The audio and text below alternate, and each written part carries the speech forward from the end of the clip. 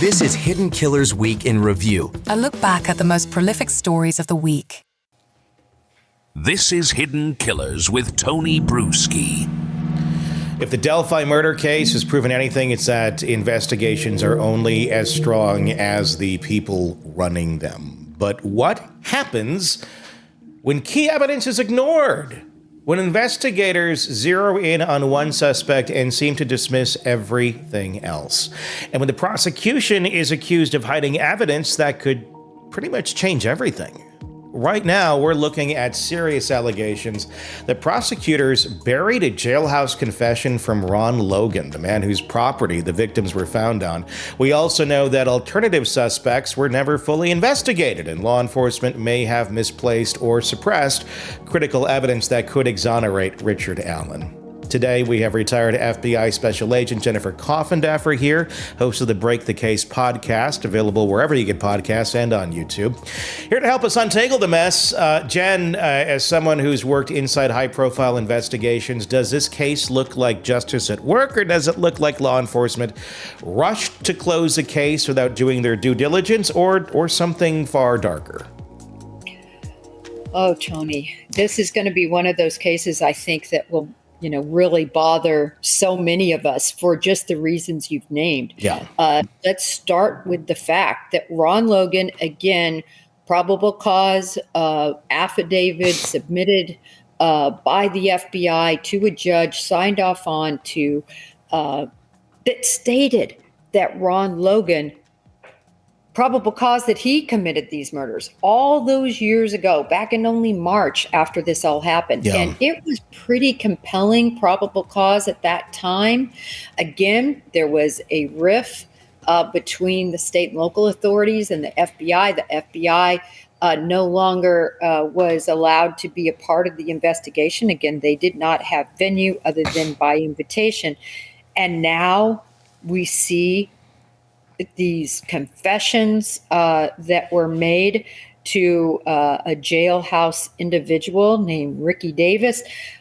Gosh, that we didn't know about. And the particular thing that's bothersome, Tony, is the mention of the box cutter, which then we heard on the stand a box cutter was likely used with these girls.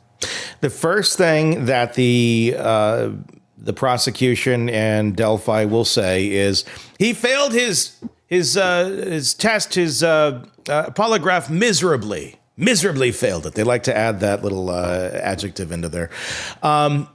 When did this polygraph take place? Who administered it? How did he fail it? What questions? We don't know any of those details. And also consider the source that's saying that. The same source that seems to be not admitting things or deleting things or covering things up left and right about this case. So if it doesn't really play to their advantage, they seem to not really say much about it. It's kind of shocking when you go all the way back to 2017 and realize that you had this man who's coming out with these accusations, but they're just poo-pooing it because of this polygraph they claim he failed. Why would you not look into this further, even if he fails the damn polygraph, considering the person he's talking about and the information that he's giving that no one else has other than investigators? Well, a polygraph is a great investigative tool that we use.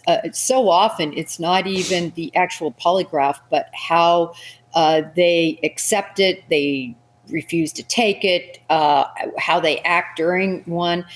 And the problem with a polygraph, depending on who administers it, it has to be done delicately. And I mean by that there are very specific questions that have to be asked that are only 1 to 3 questions. And they have to be very finite to get the truth out of an individual. Who administered it? I love that question. The FBI has the leading polygraph program. Those polygraphers go to school for months to be polygraph examiners. And who are we dealing with here? I've seen it all in the continuum of amazing polygraph examiners and not so amazing polygraph examiners. There's a reason why we don't see polygraphs used in court. Mm-hmm. And those are questions, I think, that are very valid to ask. You also had Ricky Davis.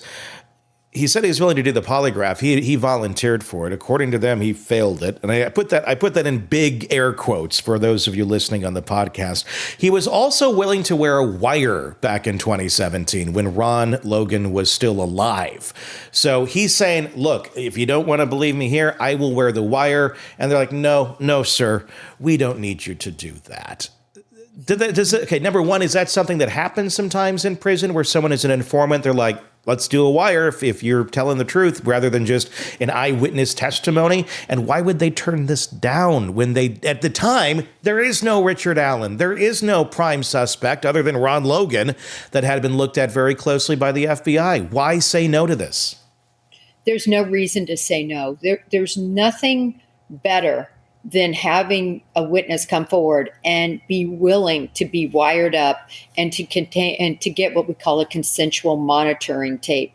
That's exactly what you want to have happen. So many times they say, oh my gosh, I can't do that. What if somebody, sees a wire, they think I'm a snitch, or, they get all concerned. But when somebody wants to, oh my gosh, it's a dream come true. And again, just poor law enforcement actions continue in this case, or continued in that case, the case of Delphi. There's so much there, Tony, that's concerning on how the whole case was handled. It seems the main thing that Delphi is going after is they're trying to attack the credibility of Ricky Davis. Obviously, he's an inmate. He's in there for dealing meth. He's got 50 years that he has to serve. And he's saying, look, I'm doing this for the good of these girls. He says, I'm a father too, and I'm just paraphrasing. This is wrong. This needs to be looked at. I don't want any special treatment. I don't want my sentence reduced. I'm not going after any of that. If anything, he's putting himself at risk by putting himself out there the way he has now as being a snitch, which is obviously not looked at very fondly in prison. Do you see anything in this where this guy would have any reason to lie other than if he's a compulsive liar or something of that nature? I just don't see it. Well, the only thing could be some people, and this is why, famous convicted people get killed, like Jeffrey Dahmer, right? The person who kills them wants to make a name for themselves. That has to be considered as a possibility. But the fact that he doesn't want any consideration, I think, is huge. The other thing is considering his crime. So, is he in there for fraud? Is he in there for a crime of what they call moral turpitude, where they've lied and he hasn't? He's committed, apparently, a conviction for drug offense. And a lot of times when people get cleaned up and they're no longer using, so they're no longer selling, so they can use, et cetera, they do have a level of consciousness that comes back because they're back to normal. They're not under the influence anymore, and they're not driven by those demons. And so I think a lot of what he says really holds true. And of course, I'm talking about that box cutter comment again, plus all the other facts we know about Ron Logan. I never understood, and I know somebody that was involved in the investigation from the word go, and I never understood why the local and state department wanted to turn away from Ron Logan. The only reason ever given was that he was too old, and I think that is absolutely baloney. We know so many 70-year-old perverts and pedophiles and sexual deviants. Just because you're 70 doesn't mean your mind's right. No, he was still out there working with livestock. So look, if you can handle livestock, you can handle two small girls. That's a ridiculous argument that they made at the beginning, but there's so many ridiculous arguments here. Want more on this case and others? Then press subscribe now and don't miss a moment of true crime coverage from Tony Brueski and the Hidden Killers podcast.